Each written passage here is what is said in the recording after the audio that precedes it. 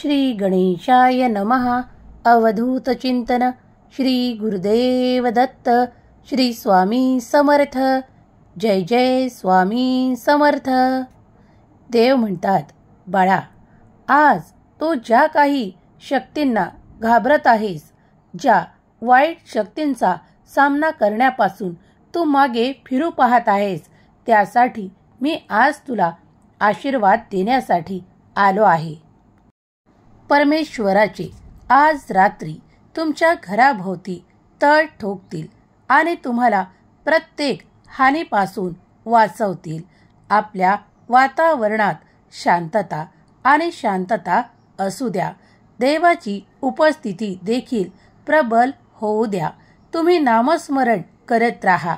तुम्ही ज्या काही इच्छा प्रगटीकरण करत आहात ते देवापर्यंत पोहोचत आहे, यात शंका घेऊ नका.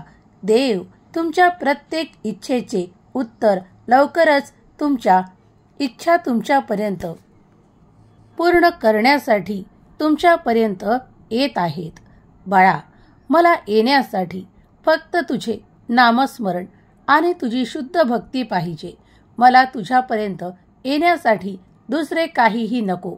तू जेव्हा श्रद्धा भक्तीने मला हाका मारतोस तेव्हा मी तुझ्यापर्यंत येण्यासाठी काहीही वेळ लावत नाही. माझे चमत्कार तू आता अनुभव करणार आहेस. जो कोणी श्रद्धेने मला हाका मारतो त्यापर्यंत मी येऊन पोहोचतो. देव म्हणतात, बाळा, तुला चांगल्या प्रकारे माहीत आहे की कधी कधी काही गोष्टींना वेळ लागतो. तो निर्धारित वेळ ठरलेला असतो. देव जेव्हा तुमच्याकडे चमत्कार पाठवू इच्छितात तेव्हा जो काही वेळ लागत आहे त्यासाठी तुम्ही खूप काही काळजी करणे टाळा आणि देवाचे नामस्मरण करा, कारण मी लवकरच तुमच्याकडे तो चमत्कार पाठवत आहे.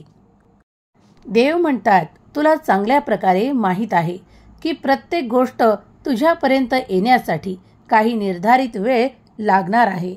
तेव्हा धीर ठेव, संयम ठेव.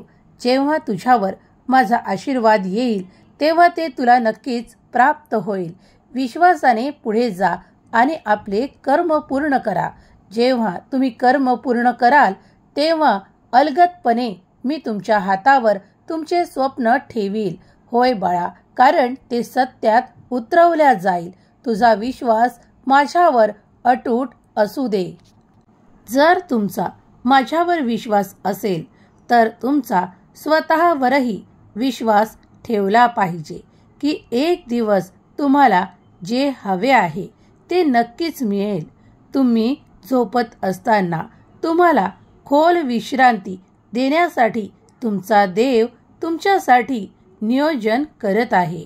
तुम्हाला ती विश्रांती नक्कीच मिळेल, ज्यासाठी तुम्ही खूप काही प्रार्थना देखील माझ्याकडे केली आहे. ज्यांना त्या वेदना आहेत, ज्यांना ते दुःख आहे, ज्यांना ते क्लेश आहे, ज्यामुळे त्यांचा निद्राभंग वेळोवेळी होत आहे, त्यांना निद्रेत खूप काही असे त्रास होतात आणि वारंवार त्यांची निद्रा तुटते. त्यासाठी मी त्यांना आज आशीर्वाद प्रदान करायला आलो आहे की आज त्यांना कुठलीही चिंता करण्याची आवश्यकता नाही. त्यांचा आज निद्राभंग होणार नाही. ते सुखाची निद्रा घेतील. माझा आशीर्वाद तुमच्या सोबत आहे आणि तुम्ही जी काही चिंता करत आहात ती माझ्या चरणावर सोपवून द्या. तुम्ही जेव्हा निद्रिस्त व्हाल तेव्हा मी तुम्हाला माझे प्रेम आणि खुशी देऊ इच्छितो, ज्यावर तुम्ही शांततेने निद्रा घ्याल. बाळा, तुमच्यातून ती काळजी नष्ट करण्यासाठी मी माझा आशीर्वाद तुम्हाला देत आहे. तू मला स्वामी आई म्हणून पूज्य मानतोस, माझी सेवा करतोस, माझे अखंड नामस्मरण तू करतोस, ते देखील मी ऐकत आहे. तुझ्याजवळ माझे आशीर्वाद येत आहेत. बाळा, आज जेव्हा तू निद्रा घेशील तेव्हा मी माझ्या हातांनी तुला माया करेल आणि तू ती गाढ विश्रांती घेशील. आणि तुझे दुःख तू विसरशील. ताण संपेल. तुला असलेली ती सर्व काही काळजी विसरून शांततेने निद्रा घेशील. बाळा, प्रत्येक दिवशी तू तुझे कष्ट करताना मी पाहत आहे. तू तुझ्या जीवनासाठी किती धडपड करत आहेस, त्या कार्यांसाठी काय परिश्रम घेत आहेस, हे सर्व काही मी पाहत आहे. माझा आशीर्वाद निरंतर तुझ्या सोबत आहे. देव तुम्हाला आज सांगू इच्छितात की जेव्हा तुम्ही निद्रा घ्याल तेव्हा देव तुम्हाला आशीर्वाद देतील. देव तुम्हाला ती शांततेची निद्रा प्रदान करण्यासाठी तुमच्या जवळ येतील आणि तुमच्यावर मायेचा आणि प्रेमाचा हात फिरवतील. तुमची निद्रा संपूर्ण होईल. जेव्हा तुम्ही देवाच्या मायेने आनंदाने परिपूर्ण व्हाल तेव्हा तुमची निद्रा देखील संपूर्ण होईल आणि तुम्हाला त्यात स्वप्ने देखील येतील. ती स्वप्ने दिव्य असतील. त्यात तुम्ही देवाचे दर्शन घ्याल. तुमचे काही प्रश्न असतील तर तुम्ही त्या स्वप्नात देवांना तुमचे प्रश्न उत्तर विचारणा करणार. देव तुम्हाला दुसऱ्या दिवशी ताजेतवाने जागे करतील. कारण देवाची आज्ञा आहे की तू जेव्हा निद्रा घेशील तेव्हा माझे स्मरण करून निद्रा घे. बाळा, मी तुझ्यावर खूप प्रेम करतो आणि माझ्या आशीर्वादांचा वर्षाव तुझ्यावर करू इच्छितो. तुला माझी माया प्राप्त होईल. तुला माझे प्रेम प्राप्त होईल. देव तुम्हाला या दिव्य संदेशातून काही संदेश देऊ इच्छितात. बाळा, तू मागील काळात ज्या गोष्टी करायचा, ज्या तुला आवडायच्या, त्यात तुझे मन देखील रमायचे, त्या तू आता पुन्हा सुरू कर. कारण त्यात तुझे मन रमायचे. तुझ्या जीवनात तो उत्साह निर्माण व्हायचा. त्याचप्रमाणे तू आजही ते कार्य सुरू ठेव. कारण त्यामुळे तुझ्या मनाला तो आनंद प्राप्त होतो आणि मी तुला तो आनंद देऊ इच्छितो. देव म्हणतात, बाळा, या संदेशावर विश्वास ठेव. कारण या संदेशाची योजना तुझ्यासाठीच केली आहे. बाळा, तू जेव्हा माझ्याकडे काही मागत आहेस तेव्हा मीही तुला ते देण्यासाठी इथे उपस्थित आहे. देव म्हणत आहे, मला माहीत आहे की भविष्यात काय आहे. त्याबद्दल काळजी करू नकोस. कारण तुला ते आरोग्य प्राप्त होणार आहे, ते वित्त, ते नातेसंबंध आणि तुझ्याकडे ते सुख येणार आहे. तुझी प्रार्थना ऐकल्या जात आहे. तुझी प्रार्थना मी कधीही दुर्लक्षित करत नाही. तू कोणत्या वादळात आहेस हे मला माहीत आहे. पण लक्षात घे, तू देवाचा पुत्र आहेस. तू निश्चिंत राहा. कारण तू केलेली प्रार्थना देवाकडे मंजूर झाली आहे. देव म्हणतात, बाळा, आज तुझी काळजी मला दे आणि मी तुझे आरोग्य, वित्त, नातेसंबंध आणि सैतानाने तुझ्याकडून चोरलेल्या सर्व गोष्टी परत करीन. लक्षात ठेवा, जेव्हा तुम्ही प्रार्थना करता तेव्हा देव ऐकतो. तुम्ही प्रार्थना करता तेव्हा वादळे शांत होतात. जेव्हा तुम्ही प्रार्थना करता तेव्हा दरवाजे उघडले जातात. जेव्हा तुम्ही प्रार्थना करता तेव्हा नातेसंबंध पूर्ववत होतात. जेव्हा तुम्ही प्रार्थना करता तेव्हा तुमचे आजार बरे होताना तुम्ही स्वतः अनुभव करता. तेव्हा प्रार्थना करत राहा. मी ती ऐकत आहे. माझे आशीर्वाद निरंतर तुमच्यापर्यंत येत आहे.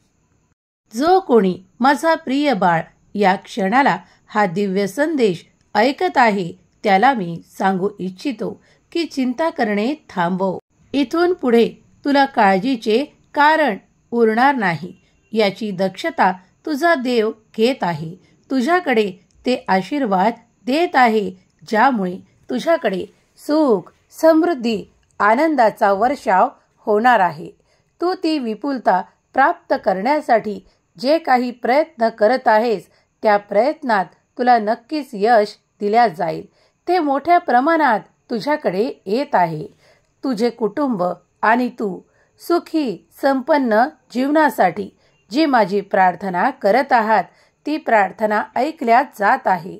आज जेव्हा तुम्ही निद्रा घ्याल आणि उद्या सकाळी जेव्हा तुम्ही जागे व्हाल तेव्हा एक आनंद तुमच्या पुढे येईल आणि तो दिव्य आशीर्वाद देवांमुळे तुम्हाला दिल्या जात आहे.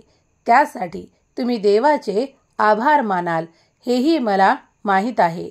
बाळा, मी तुझ्यावर खूप प्रेम आणि आशीर्वादाचा वर्षाव करतो. येणारा काळ सुख, समृद्धी आणि आनंददायी ठरणार आहे. तुझ्या समस्या त्या निराकरण केल्या जात आहेत. विचार करत थांबू नकोस. तुझे कार्य पुढे नेण्यासाठी, प्रगतीसाठी मी आज तुला आशीर्वादित करत आहे.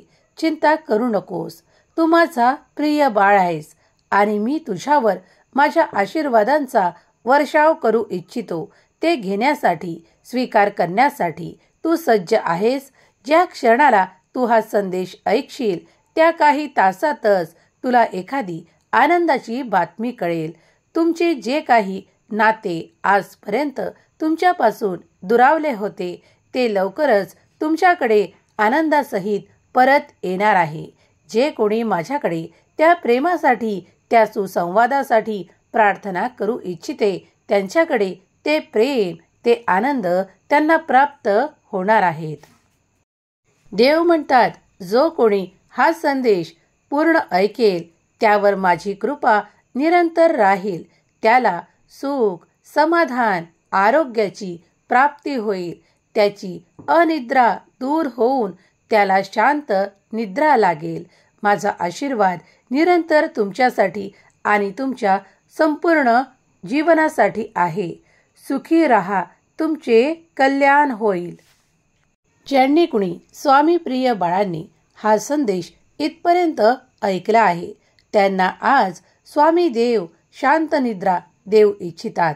त्यांच्या ज्या काही आरोग्याच्या समस्या आहेत त्याचे निराकरण देव करून देतील यावर संपूर्ण विश्वास ठेवा.